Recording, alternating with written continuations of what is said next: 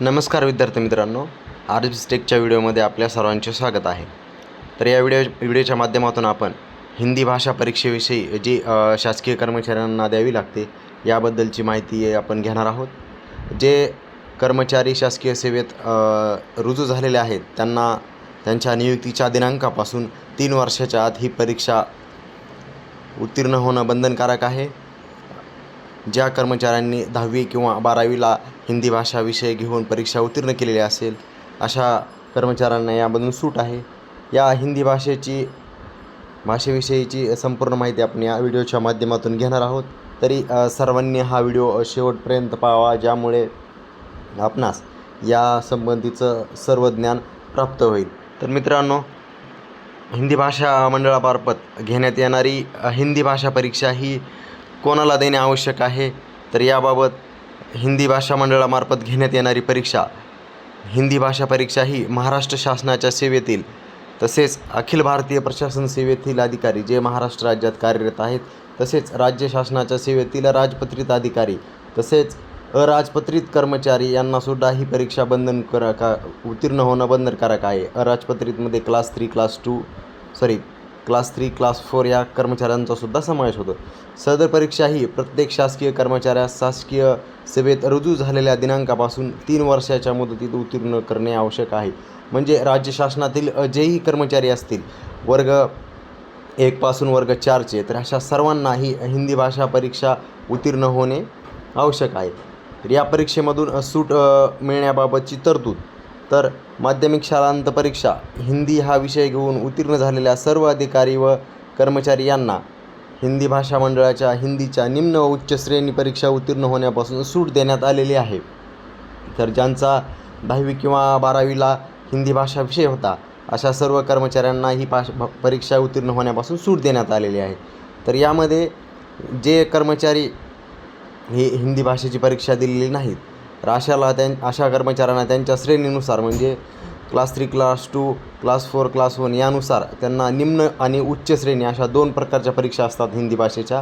तर आपल्या कॅटेगरीनुसार क्लास 3 आणि क्लास 4 यांच्यासाठी निम्न श्रेणी हिंदी भाषा असते आणि त्याच्यावरील अधिकाऱ्यांना उच्च श्रेणी हिंदी भाषा परीक्षा द्यावी लागते.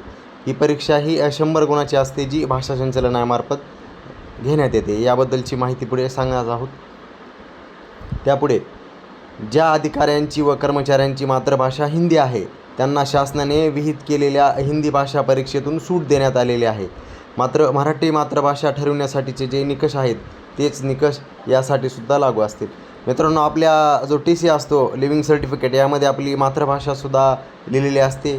ज्या कर्मचाऱ्यांची मातृभाषा ही हिंदी म्हणून लिहिलेली आहे अशा कर्मचाऱ्यांना ही परीक्षा उत्तीर्ण होण्यापासून सूट देण्यात आलेली आहे. परंतु यासाठी जी मराठी मातृभाषा ठरवण्याचे निकष आहेत तेच निकष हे हिंदी भाषेसाठी सुद्धा लागू असतील.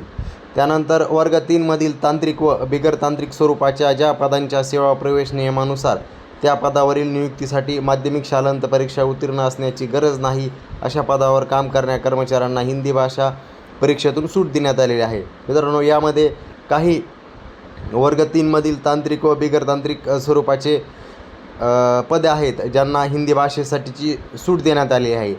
याबाबतीत आपल्याला आपल्या नियुक्ती आदेशामध्ये स्पष्ट नमूद असतं की आपल्याला हिंदी भाषा परीक्षा उत्तीर्ण होणं गरजेचं आहे किंवा नाही. ज्या कर्मचाऱ्यांच्या आदेशामध्ये अशी टीप किंवा अट नसेल त्यांना ही भाषा परीक्षा उत्तीर्ण होण्याची गरज नाही. त्यानंतर अखिल भारतीय सेवेतील अधिकाऱ्यांनी परीक्षा विधीन कालावधीत राष्ट्रभाषा हिंदीची परीक्षा उत्तीर्ण केली असल्यास, म्हणजे जे IAS IPS अधिकारी आहेत त्यांनी त्यांच्या अप्रोबेशनमध्ये ही हिंदी भाषा परीक्षा पास केली असेल तर त्यांना हिंदी भाषा परीक्षेतून सूट देण्यात आलेली आहे. तसेच ज्या कर्मचाऱ्यांची वयाची 45 वर्ष पूर्ण होतील अशा कर्मचाऱ्यांना विहित हिंदी भाषा परीक्षा उत्तीर्ण होण्यापासून सूट देण्यात आलेली आहे. म्हणजे ज्या कर्मचाऱ्यांचे वयवर्ष हे 45 वर्ष पूर्ण आहेत अशा कर्मचाऱ्यांना ही भाषा परीक्षा उत्तीर्ण होण्यापासून सूट देण्यात आलेली आहे. त्यानंतर पुढे हिंदी हा संयुक्त विषय घेऊन 50 अथवा 100 गुणाचा स्वतंत्र हिंदी विषय घेऊन माध्यमिक शालांत प्रमाणपत्र परीक्षा किंवा माध्यमिक शालांत प्रमाणपत्र परीक्षेपेक्षा उच्च परीक्षा उत्तीर्ण झालेल्या अधिकारी व कर्मचाऱ्यांना यथार्थ मंडळाच्या हिंदी भाषा परीक्षेतून दिनांक 11 डिसेंबर 1983 पासून पूर्वलक्षी प्रभावाने हिंदी हिंदी भाषा उत्तीर्णपासूनची सूट देण्यात आलेली आहे. म्हणजे हिंदी हा जॉईंट विषय घेऊन 50 अथवा 100 गुणाचा हिंदी भाषेचा माध्यमिक शालांत प्रमाणपत्र परीक्षा किंवा माध्यमिक शालांत प्रमाणपत्र परीक्षेपेक्षा उच्च परीक्षा जर एखाद्या अधिकारी कर्मचाऱ्यांनी पास केलेली असेल तर त्यांनासुद्धा यातून सूट देण्यात आलेली आहे. यापुढे परीक्षा उत्तीर्ण न झाल्यास, सूट न मिळाल्यास दंडाबाबतची तरतूद.